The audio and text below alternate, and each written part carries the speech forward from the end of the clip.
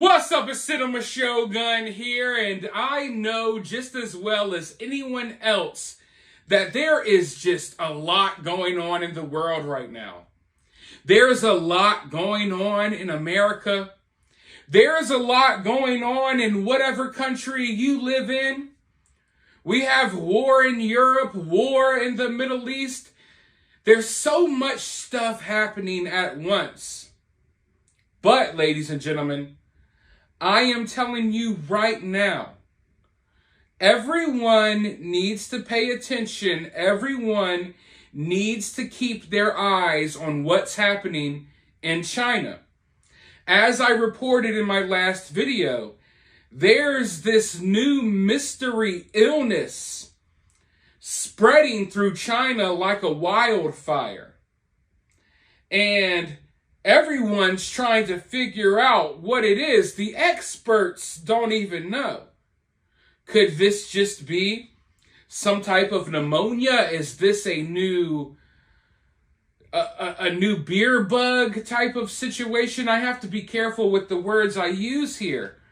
But it's getting very serious and it's kind of scary. Now, I know that a few years ago with the beer bug outbreak, a lot of people had no clue what was going on until it hit home. You wake up one day and you find out about the beer bug and it's already in your town. You know, your city's already locking down. They're already issuing new rules at the supermarket.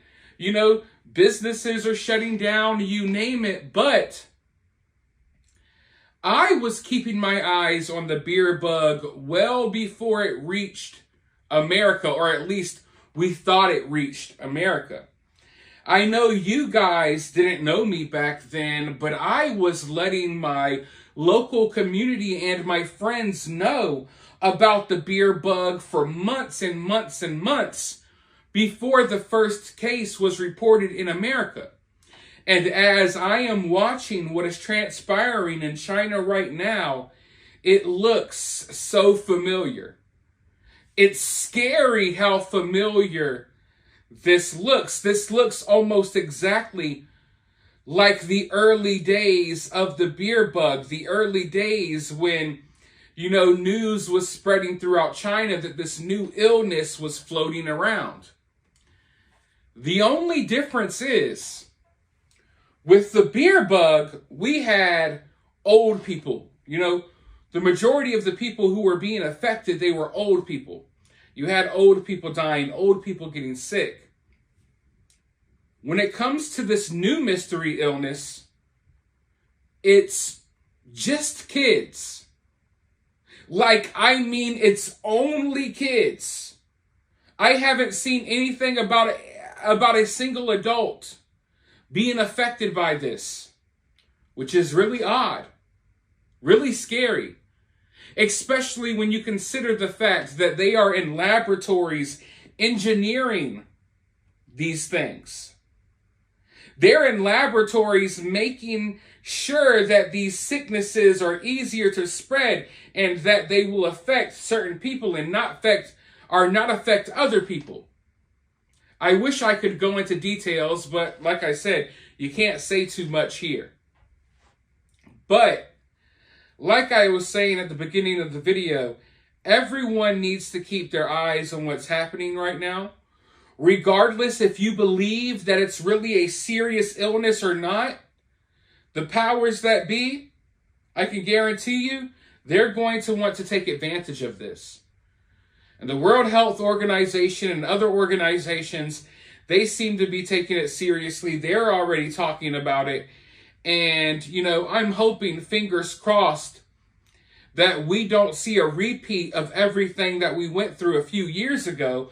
But knowing that we have an election coming up soon, I wouldn't be surprised if this is weaponized against us. But let's go ahead and dive right in and get some more information about what's happening here. The World Health Organization calls on China to reinstate mask mandates, social distancing, and staying home. People in China should wear masks, social distance, and stay home. amid an outbreak of a mystery respiratory illness, global health chiefs have warned. Cases of an undiagnosed illness have been detected at hospitals in Beijing and in Liaoning, a province 500 miles northeast of the capital. Health facilities are overwhelmed with sick children, and schools are on the verge of being shut down. Infected kids are presenting with lung inflammation and a high fever, but not a cough or other symptoms that signal flu or RSV. I want to pause right there. So just like with the last one, the last mysterious illness that we dealt with, once again, we have an illness that you may have, but you might not have any visible symptoms. And you know what? I don't like that. I'm not saying it's impossible for you to have an illness and to not show any visual symptoms, but it seems like a weak way of basically being able to say that someone's sick when they're not. We experienced that already with the beer bug. People were testing positive, although they weren't sick. Nothing wrong with them. But because you tested positive, oh, you got to stay home. You can't go to work. You can't do this. You can't do this. You can't fly there. And once again, we have a new mysterious sickness that has popped up. And once again, it's, oh, well, yeah, your kid has this. We know that it doesn't seem like they do. Yeah, your kid's acting normally fine, perfectly fine, no cough, no nothing. Well, guess what? He's got the new mysterious illness. And it's like, all right, I'm not trying to sit here and say that it's impossible, but it's really convenient that this keeps happening. That all of these mysterious diseases that pop up, oh, you can have it, but you might not know. Who knows? You know what I mean? So I don't like playing like that. I really don't. But hey, I guess it's just a coincidence that once again we have something spreading around that kids may have without visibly showing that they're sick at all, right? But let's go forward. The World Health Organization has urged residents to don face coverings, to stay away from ill people, and to remain home. It has also called for China to share detailed information on the outbreak. China is known for being secretive with this type of information. Chinese officials, however, first reported an increase in respiratory diseases at a press conference on November 13th, which they attributed to lifting lockdown restrictions. Similar patterns have been seen worldwide as measures brought in to reduce the spread of the beer bug, such as face masks, social distancing, and lockdowns, interrupted the spread of typical seasonal flus. As a result, immunity against these bugs dropped across populations, meaning people were more vulnerable to the bugs as measures were lifted. Hold up, wait. Let's pause right there. I thought that was a conspiracy theory. They said that we were conspiracy theorists for pointing this out during the beer bug crisis, right? I mean, I saw plenty of people, including myself, trying to make the point that if people wear masks all day and they stay home all day, they don't go out in the sun, they don't expose themselves to other people, that this would have a major effect on people's immune systems. You're not going to be able, your body is not going to be able to fight off these illnesses in the way that it once did because you sheltered yourself for a couple of years away from everyone. Now, when it comes to kids, it's even more serious. As a human being, as a child, we build up our immune systems over the years. When your kids go to school, and they have a class with that snot-nosed kid that has the dry snot all over him, the snot bubbles. That's building and strengthening your child's immune system.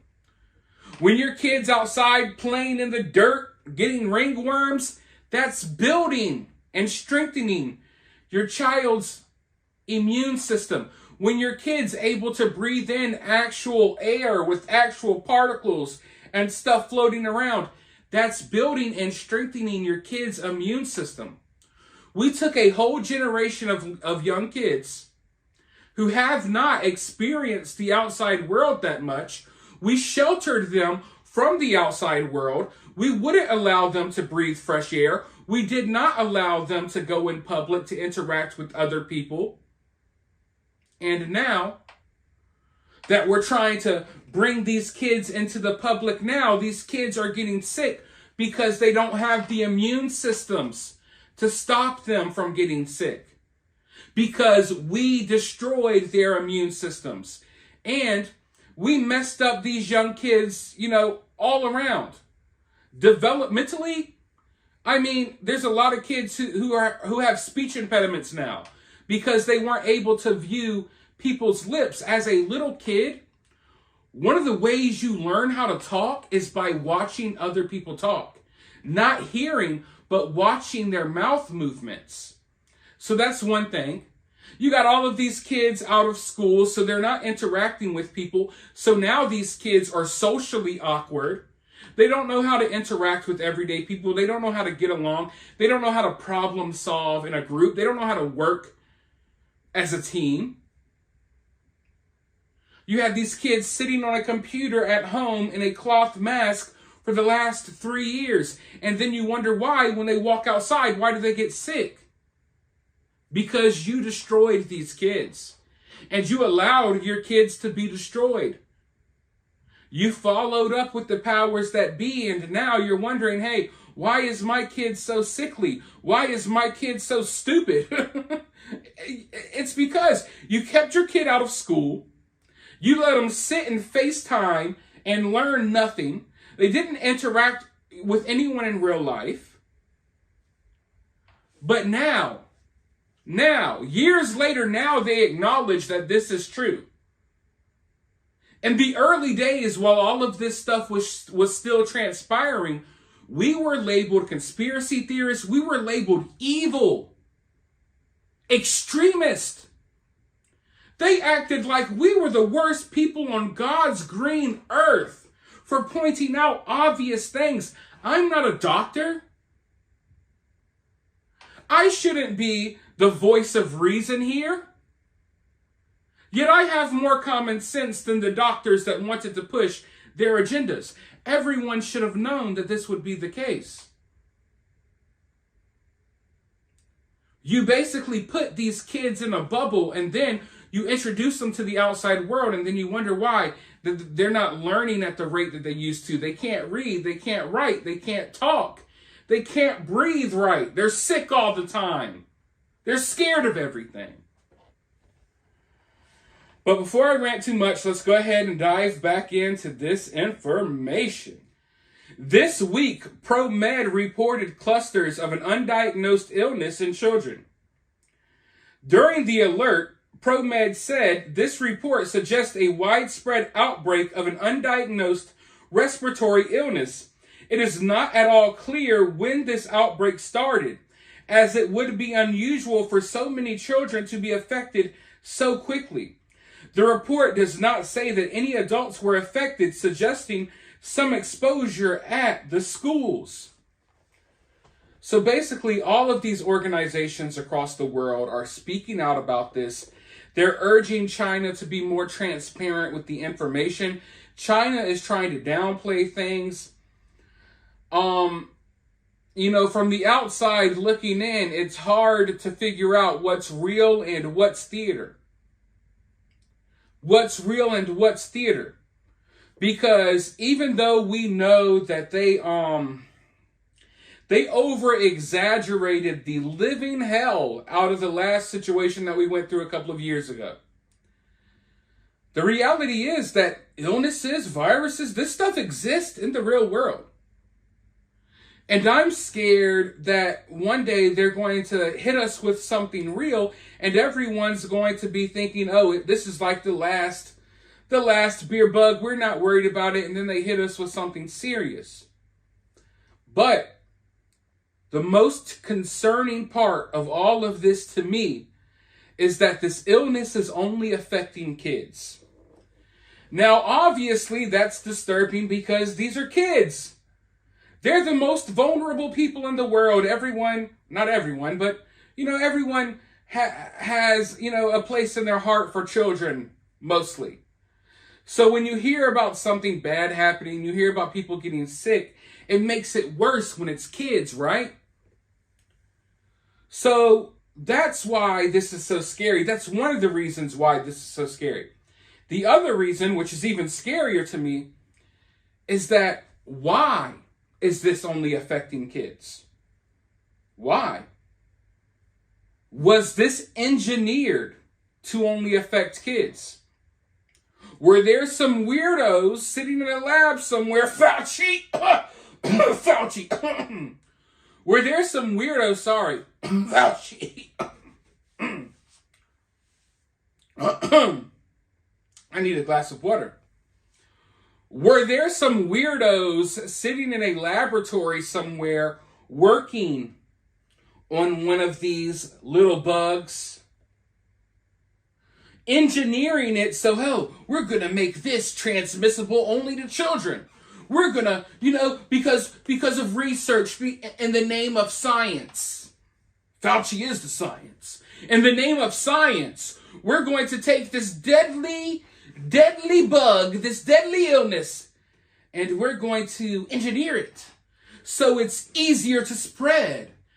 And so that it spreads to only kids, and we're doing this in the name of health and science.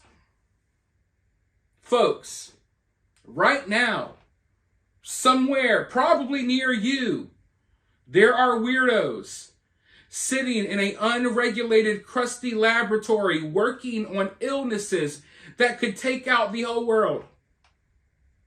Instead of sitting there making medicines, people, that's what they want you to think. We're doing these tests so we can have the next good medicine, the next jab that will stick into your body to help you. No. If that's the case, you would have cures to all of this stuff out there, but you don't. Yet there's a new illness dropping every other day. They're in these labs, they're bioengineering these things to make them more dangerous, to make them more spreadable. How does that help anyone? It doesn't. But they're not interested in helping you. They're not interested in helping anyone.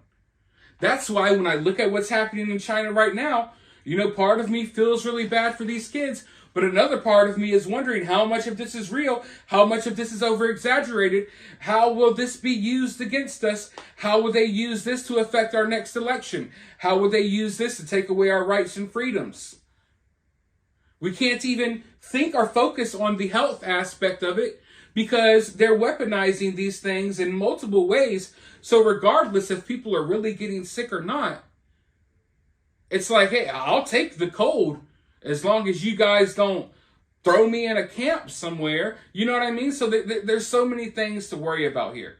But for now, let me know your thoughts down in the comments below. If you're feeling generous, you could drop a super thanks and support the channel, or you can support the channel for free by sharing the video on social media, hitting that like button, commenting below, subscribing, ringing that notification bell. But as always, I'll talk to you all very soon in the next video.